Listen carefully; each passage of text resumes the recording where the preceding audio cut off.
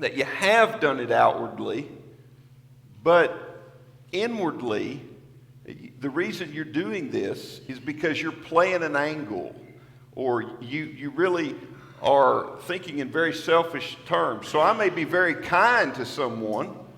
I might even give someone a chunk of change, maybe hand them some money. And what my motive ought to be is I want to help this person.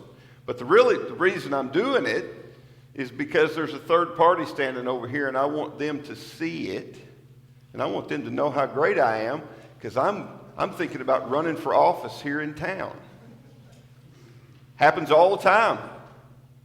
I remember when I was a kid, one of our neighbors, he was running for county commissioner. Dad was out of town, or he would have never let this happen. But one Sunday evening, he came by the house with his son, who I ran around, and I think my mother thought he was taking me to the church building. Well, he wasn't taking me to the church building. I jumped in with him and took off, and we ended up in this big Baptist congregation across town. And he stood at the front. I'll never forget this. He stood at the door and he shook hands and just carried on with all of these people, telling them how great they were. And there wasn't anything in any of that. Looking back, he didn't care one bit about any of those people. He didn't care about their souls.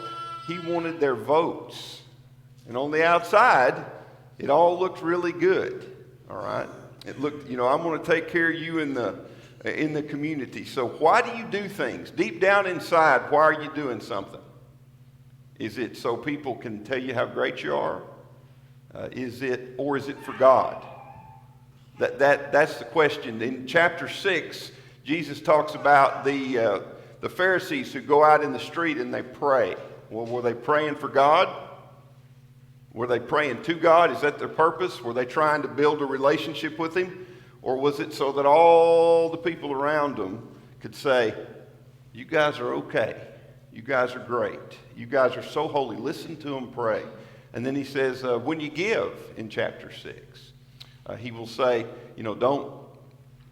don't make any big deal of it. What would happen with the Pharisees is they would either, depends on who you ask, they would either have someone play a trumpet, or the money, when it fell into the bucket, sounded like a trumpet. Anyway, they made a big fuss of it so that everybody knew how much money they were giving. So it's a simple but very profound idea here is, why are you doing this?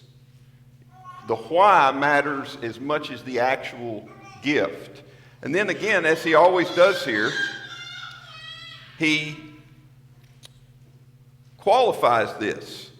He says, blessed are the pure in heart. He says, for they shall see God. For a lot of people, when Jesus says you'll inherit the earth, that kind of throws them for a loop. But this one kind of throws me for a loop. Blessed are the pure in heart, for they shall see God. And so somebody says, well, what do you mean you'll see God? Again, I think Jesus means exactly what he says. Well, what he's saying is, if you don't have a pure heart, you can forget seeing God. Yeah, that's right. So if I go through life, even as a Christian, remember, all this is instructions to Christians. If I've been baptized in the waters of baptism for the forgiveness of my sins, I've emerged in the new life, all the stuff that happens in Romans 6. But throughout my Christian life, my purpose and the things that I do and the charity that I engage in and the money that I put in the plate and the acts that I commit are about me and not about glorifying God and really wanting to be His child, then what Jim is saying, I can't expect to see God. The opposite is true. I think it's amazing to think about that, though. If we live this, he says, we shall see God. How many conversations have there been through the ages? What does God look like? You tried to imagine God in your head? We try to conceptually, that's one of the things I love about, why did my Savior heaven leave and come to earth below? I don't know if any of the images that I find on the internet are anything remotely close to what Jesus actually looked like, but it at least gives me a framework to think about God, the fact that he took on human form. I don't have any idea. None of us comprehend what God really looks like, but one of these days, you will know. You are going to see God. You will be in a form. You will have the ability. See, this is far more incredible to me when you get down here than what do we do with the new heavens and the new earth and all that. You're going to see God. So what does he look like? I don't know. But that question is going to be answered because we'll be right back where Adam and Eve were. You know, what did they see when they looked at God? No idea, but they saw God. And they walked with him, and there was this beautiful relationship. And when we get to the end of Revelation, and heaven comes down, and God comes down, and man goes up, and all this is put back together in the way that John describes it, then that relationship is once again face to face. Don't we actually know that Jesus did not look like Saul? Like Saul? Saul, the king, King Saul, was head and shoulders above everybody. Was that? Oh, okay. Saul. Well, there's a description in a vague sense in Isaiah 53, and the general sense of that is he was not an attractive individual as we would think. Yeah, okay. It says that he was, I think it says comely or something along that. Not comely, that's the King James, yeah. It says that he was not desirable to look at so that people would desire him. Yeah, So Saul was the opposite. sure. Saul was a beauty. He was good looking. Yep. He was taller than everybody else. He had the blue eyes. He had the blonde hair. And that's what we expect out of God. That ain't what we're going to get. Yeah, well, I can promise you that whatever God is, it will redefine your concept of beauty. I can promise you that. Yeah, I think so. When you look at, you have to remember that I always think about scenes in the ocean. I have no desire to scuba dive or anything like that. I've been a couple times in my life, but I'm not real fond of being underwater. But there's a beautiful, those huge schools of fish and the way they'll turn in the light and just all that beauty. And if you look around and you realize that nature is a reflection of who God is. And if you think about the most beautiful things and beings and art that he has left in this world, then he's far more beautiful than all of that in his character and in his form. But to me, it's just that people sometimes say the Bible is boring. It's only because they have not really stopped to think about what it says. And it tells me that I do what? What do you think Satan looks like? Yeah, I don't want to find out. Yeah. He's good looking. I'm not the slightest bit interested. He's pretty. Yeah. I will go to my grave and meet God and never know and be just fine with that. Yep. 1 John 3:2 is something I've quoted many times, where John says, "Beloved, now we are children of God, and it has not yet appeared as what we will be, but when he appears, we will be like him, because we will see him as he is." And then Revelation 22:4, speaking about the saved and those that will spend their eternity with God, it says they will see his face. But for the time being, I'm a lot like Moses. Hebrews 11:27 says, "By faith he left Egypt, not fearing the wrath of the king, for he endured as him who could see the unseen." You know, that's where we are right now. And so there is a way now, the pure in heart, those that are really living Christianity, not only doing the right thing, but for the right reason. That's a person that wants to know God. And so it's not like I can't know him now.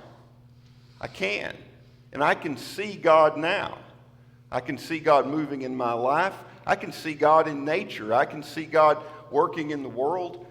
And hopefully, I'm living in such a way that people see God in me. You know, I remember one time somebody got up and said, I see Jesus all the time. And they said, I went and picked up a friend of mine who's a missionary who just landed at the airport a couple days ago. When he came down the sidewalk, I saw Jesus. And his point was the fact that he lived the tenets of Christianity to such a degree that Jesus really was in the world. And that he really could see Jesus. Now, obviously, I'm not talking literally here. But we become the character of God in the world when we seek to live with a pure heart, pure in motive and pure in morals. Okay, let's see, we got 15 minutes. We might get through all these.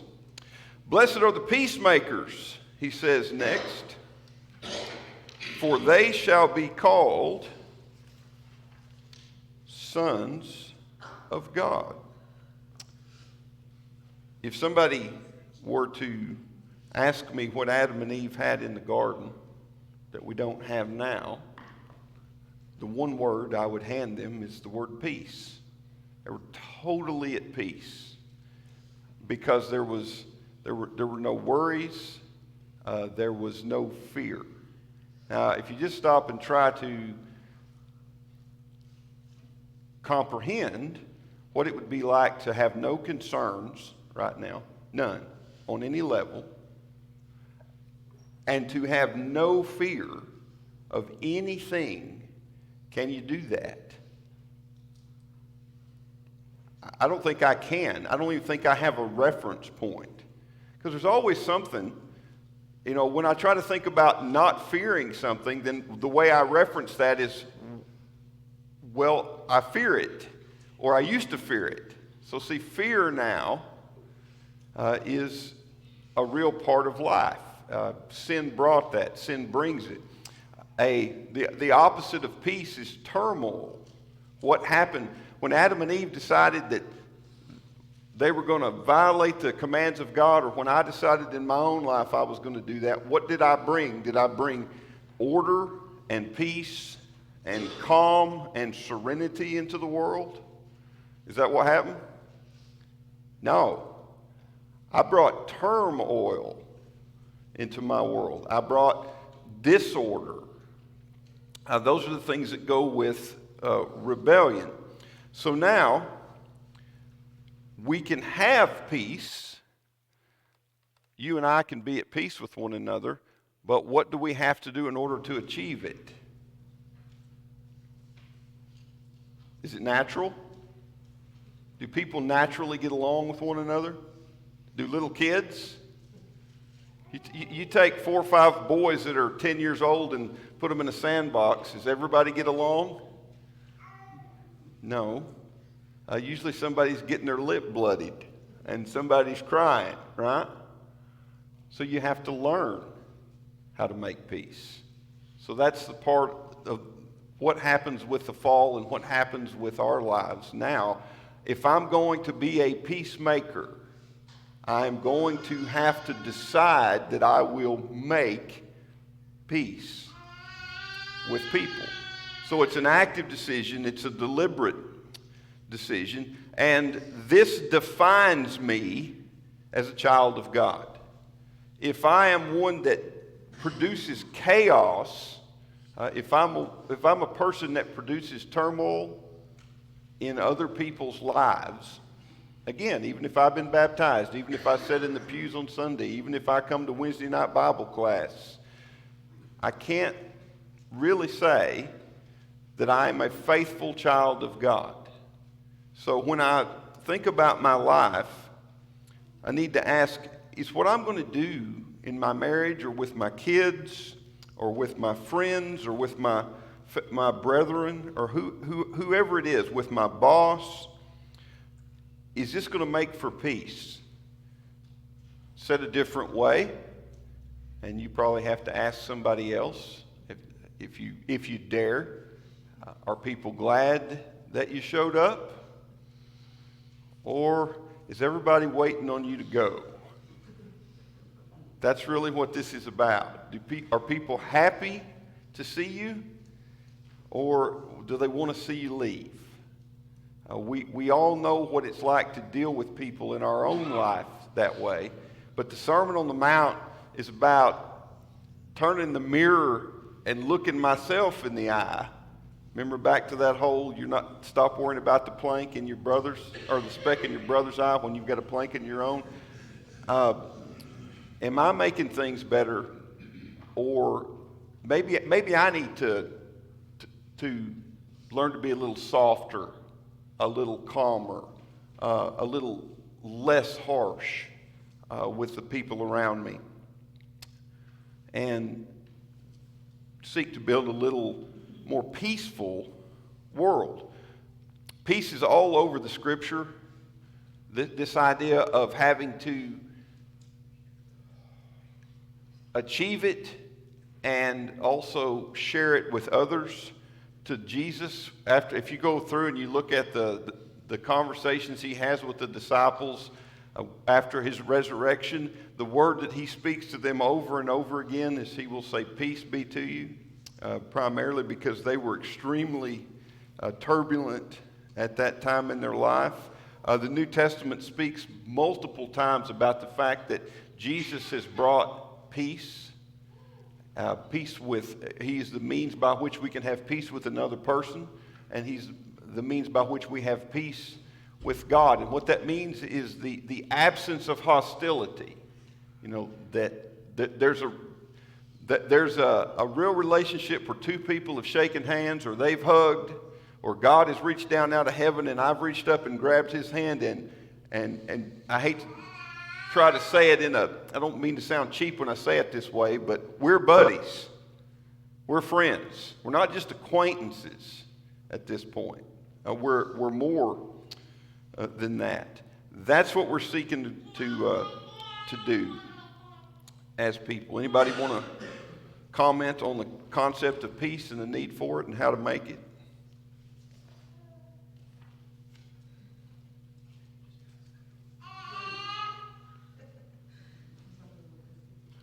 I'm sorry. Go ahead. Just start talking. Don't wait for me to. You were talking about asking people if you're a peacemaker.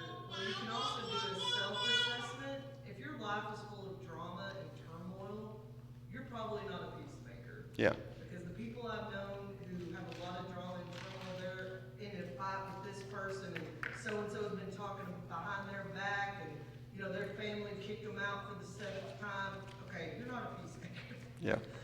So if you have a life that seems to always be drama and turmoil, it's probably that reason. I suppose I would leave it on this note then. We need as many peacemakers as we can get, because some people are never peacemakers.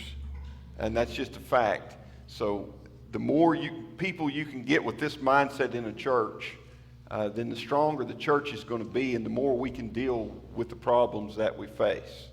Romans 10 and 15, I just throw this out there. Paul says, "How beautiful are the feet of those that preach the gospel of peace." I love the fact that that's the way the gospel is described. There's a lot of other things we can talk about on this, but let me just say a couple things. When we think about being peacemakers, learn to let things pass. You don't have to win a conversation. Some people feel that way. It's not so much a conversation as it is two attorneys meeting on the street, and there has to be a verdict and somebody's got to win. I don't know. I'm not like this. I'll just say, look, okay, fine. Now you might push me to the point that I might say something I later regret and have to apologize for, but just learn to let things pass. Learn how to compromise with other people. We're not always right, and sometimes there's, as the old saying goes, there's more than one way to skin a cat. I would personally like to learn every way that you can skin a cat. but my children would probably be a little bit upset with me about that. You guys didn't like that near enough. You gotta, I need some help here with the cat problem. All right, I think we understand peace. Be a peacemaker is what Jesus says. Okay, let's go to verse 10. We're going to actually finish this out this morning. Now, here's a very unpleasant statement, one that I wish wasn't here, but history proves is absolutely true. In verse 10, he says, "Blessed are those who have been persecuted for the sake of righteousness, for theirs is the kingdom of heaven." You know, millions of people in the 21st century have died for their Christian faith and been tortured, imprisoned, starved to death. Now, we generally think in the West, because we have been so blessed to live in a culture that has not outright come after us. I'm talking with military force and all kinds of other force in other ways, that it's kind of difficult for us to imagine this, and it's easy to just dismiss it. But if you go home today and you just get on the internet and start looking around at places in the Middle East or in Europe and around the world, India, lots of places, Africa, you can find countless examples, and I mean countless, hundreds and hundreds and hundreds of places, if not thousands, where being a Christian today is taking your life in your own hands. And throughout time, this has largely been the case. When we read the book of Revelation, that was the case for the people that John wrote to, and those that would live in the coming years after he wrote, that the government itself decided that if you're not going to worship the idols that we have erected and the emperor, then you're going to forfeit your life. Jesus here doesn't stop the idea of persecution. He doesn't say it's not going to happen. He doesn't say, I'll stop you from being persecuted. I would have liked it very much if he'd have said that. But he said, blessed, approved of by God, are those who have been persecuted for the sake of righteousness. People are persecuted sometimes, but it's not because their actions are right. And we may claim, that we're being mistreated, and the truth is we've put ourselves in the situation that we're in, and we may even be facing something from our government, but we deserve it if we're honest. And Peter deals with that in 1 Peter 4:15. He says, make sure that none of you suffers as a murderer or a thief or an evildoer. What would God say to that person? Well, you murdered somebody, there's a consequence. You stole, there's a consequence. You've engaged in evil, there was a consequence. What are you talking about? You're being persecuted. You're not being persecuted, you're facing the consequence for what you did. Or a troublesome meddler. But if anyone suffers as a Christian, they are not to be ashamed, but they are to glorify God in His name. Okay? So we got 5 minutes. I'll read you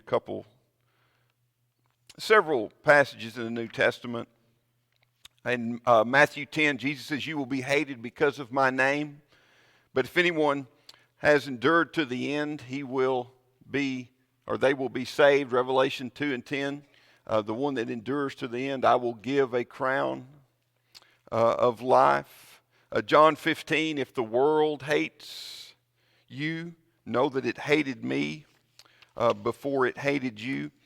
So don't expect, if you're going to really live Christianity, that everybody you come in contact with is going to be happy about that. I'll assure you. If people really know that you're Christian, you're going to meet along the way someone or a group of someones that aren't going to appreciate your faith. Revelation 12:11 says, and they overcame him because of the Lamb and because of the word of their testimony, and they did not love their life even when faced with death. And in the context of that, you can remember the Christians who were taken into the Colosseum and fed to bears and lions for the entertainment. Think about how wicked you have to be to sit in a stadium, to buy a ticket, and to climb stairs like you're at a baseball game and sit down in a seat and look over at your wife or your husband and say, I can't wait to see this spectacle, and then watch a group of human beings be torn apart by jungle animals. And this is a good time. Think people in the world can't be wicked? Think we can't, human beings can't manifest just uncomprehendable hatred? We absolutely can. And those Christians endured it. They did not love their life even when faced with that kind of death. So Jesus says they're blessed. Revelation 6, anybody know the scenery in Revelation 6? It's a beautiful picture. There are souls under the altar of God, and they're talking to God, and they say to God, they say, when will you avenge our death? I've always found this fascinating because we always say don't ask for revenge, and yet here they are looking at God saying, you know, there is a righteousness in this. This needs to be corrected. And anyway, I won't get into all of it, but my point is this. Those people in that Colosseum, where are they in Revelation 6? However you want to parse that, they're with God. And that's what we have to keep in mind. All right, let me finish this out. Number 11, or verse 11, not number 11. Blessed are you when people insult you and persecute you and falsely say all kinds of evil against you in my name. So this would go along the same line. He says, rejoice and be glad, for your reward in heaven is great. See, I don't know what God's reward is like, but I know that it will be incredible. So do I want an easy life now? Do I want to compromise now and maybe have a little more at the moment? Or do I really want to live for God and receive an eternal reward that can't be taken away from me? And Jesus says it will be a great reward.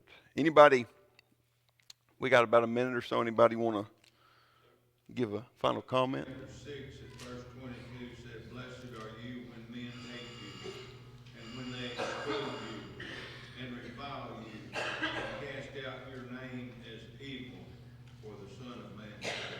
Yeah. That's rough stuff. That is rough stuff. But just remember the souls under the altar in Revelation 6. That's where we're headed. That's where we want to go. All right. Thanks for being here.